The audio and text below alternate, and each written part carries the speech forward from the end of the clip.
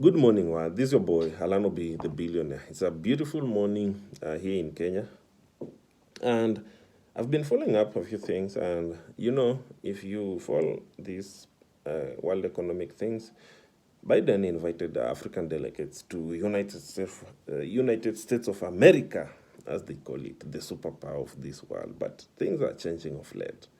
Maybe China will take over very soon if this country doesn't plan itself very well. So here's the thing. Uh, this kind of meetings, they're always there to push the agenda of the economy of this world and maybe create some opportunities for each and every country. But remember a few things. US has been reluctant for the last 20 years. And I think from 2013, these guys going backwards, I don't think they had good visionary leaders because this time, China has been working hard to take over Africa. China has been working together with Africa, and China has done big projects in Africa in the last, maybe let me say 10 years. Let me not even go to 20, because 20 years China wasn't that as big as it is right now. Uh, Now I'll just use a perfect scenario, an example of a boyfriend who is well exposed back in the village. The guy has been to towns, the guy has traveled, so this guy is well exposed. But this guy is forgetting that the world is opening up, so other people will also go out. So this guy dates each and every girl in the village. He gives them money. He runs their projects and everything. So this guy is well exposed. He has money. And the worst part is this guy is not improving. When you don't improve as a person, other people are working hard to make sure that they catch up with your space. Okay? So China gets an opportunity to visit this guy called US. He learns a lot from this guy, even doing business. He signs treaties like you remember that. I think there's one that Obama signed with China. It's called U.S. China Trade Union, if I'm not wrong. So Chinese are now allowed to go and do business in U.S. They learn from U.S. and these guys are funny. The Chinese, yes, they will learn, but they will never set up businesses in US. They go back to their home and set up some startups. So this guy is exposing people, but he's not also growing. So he realizes like, okay, 20 years, but I have not improved. But China is taking over to my girlfriends. China is giving my girlfriends money. So China is giving Africa money, South America money. And they're also running projects in those countries. Like here in Kenya, we have like 6 projects being run by the Chinese government. We had the Nairobi Express Highway. We have a highway that cuts across the city. Was built last year by the Chinese government. In fact, they are the one collecting money from these toll stations. We have the Nairobi Mombasa SGR. We have the modern roads that have been built in this country by the Chinese government. We have dams coming up built by the Chinese government. So this guy is giving Africa money and also is helping Africa to run the projects. So this means this is a guy who is exposing you to things that you are not used to. And then we have this other guy who is giving you money, yes, but the guy doesn't want to be involved in your project. So he's like, okay, you know what?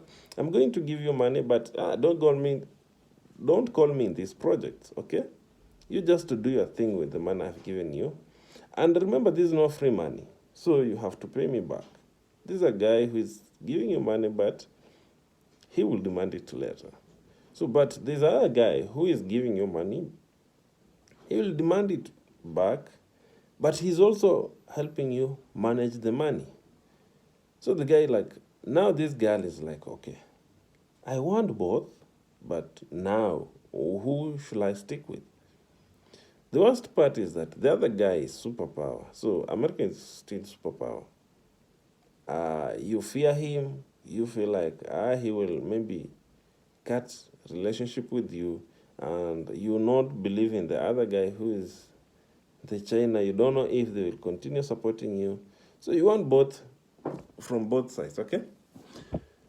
Now, uh, such kind of meetings that happens, you see, it makes me feel like US are realizing like, okay, maybe we are not doing the right thing, and if we continue doing these things like the way we are doing, China is going to take over everything, and it's going to reduce our capabilities. Remember, there's one project that US was to do with the Kenyan government, building a dual carriage road from Nairobi to Mombasa. I think it's around 390 kilometers, and that's a lot of money. But the US never wanted to get involved in this deal in terms of managing the money. I think they just wanted to give us the money, then we run the projects on our own. And that's the way they do business. But such kind of thing, yeah, it's good. But remember, this girl is not somebody who is well exposed, so he might even eat all the money. So it will be losses, and you will come and demand for your payback. So US has been so reluctant on this thing of world economy, and these guys have not been going around to look, okay, we were controlling these uh, guys, what's happening right now? Why is it that we don't get the attention we need? And if you don't get the attention from your boyfriend, from your girl, who is, no, Africa is the girl. So Africa is not getting attention from US, which is the boyfriend, but he's getting the attention from the another boyfriend, which is China. So our focus has shifted. We are now going to the east.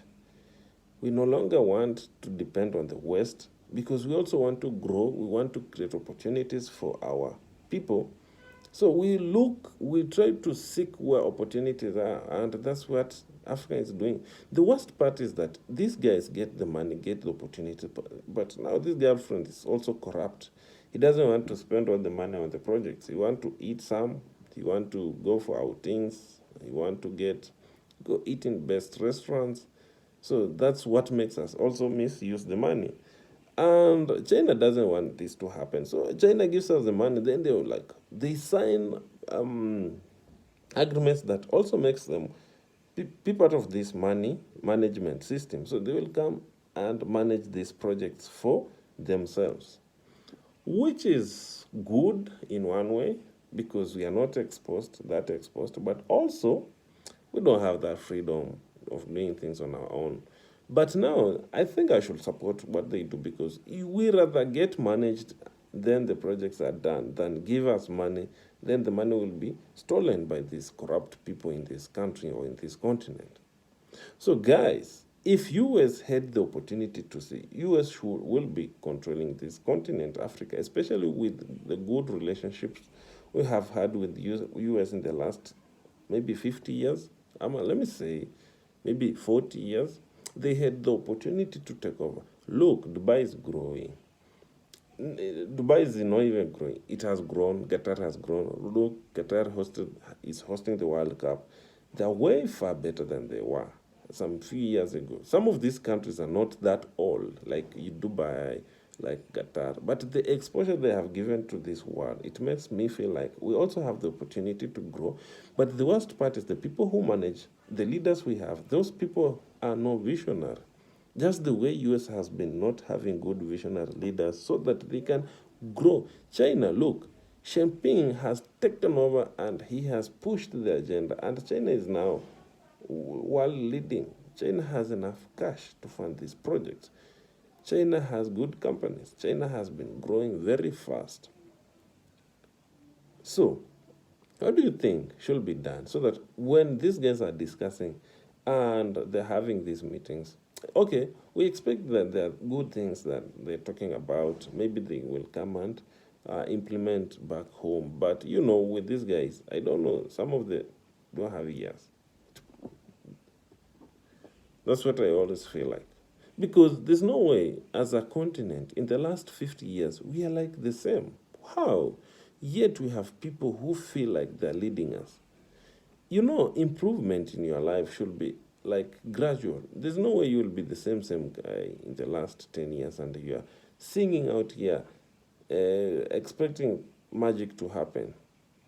If we go for such kind of meetings, then my expectations are these leaders are going to push the things we want.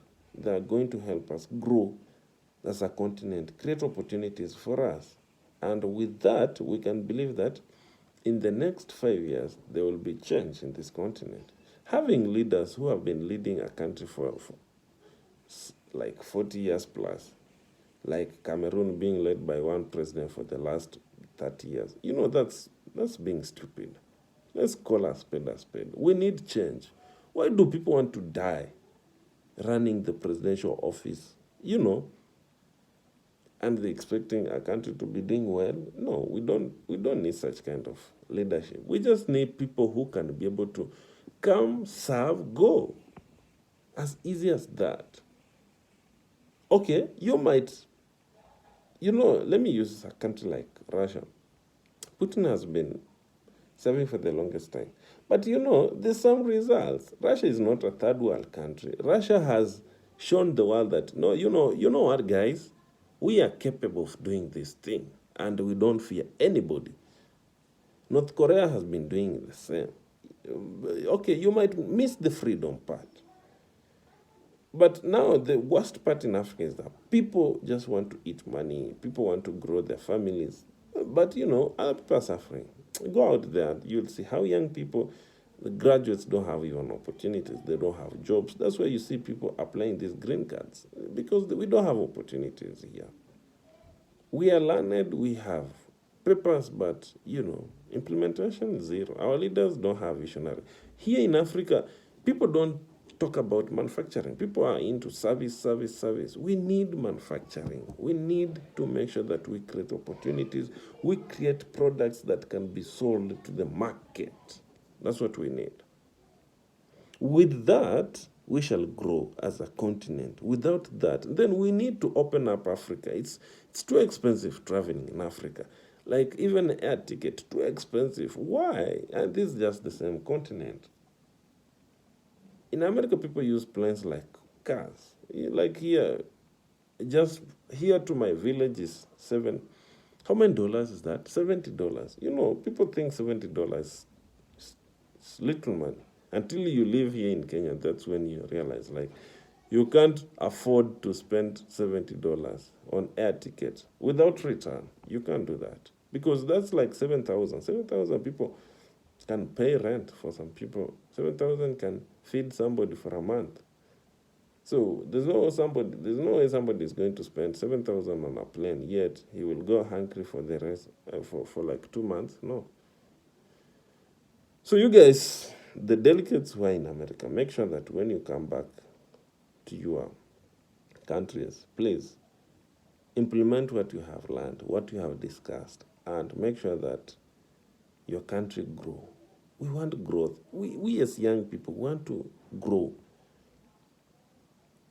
And that can only happen if the leaders we elect are ready and willing to serve the country than their individual interests. So guys, this is just an address to our national delegates, our presidents, our leaders, that if you go out to seek opportunities for your country, make sure that you come and implement those opportunities.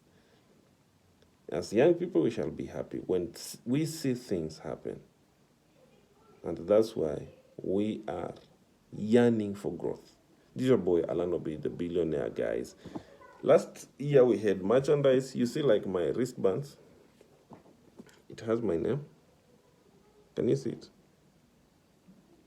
Yes. 2023, we shall have more. I had capes, I had t-shirts, I had hoodie, but this year I never produced them because I was busy. So let's do more 2023. Peace, guys.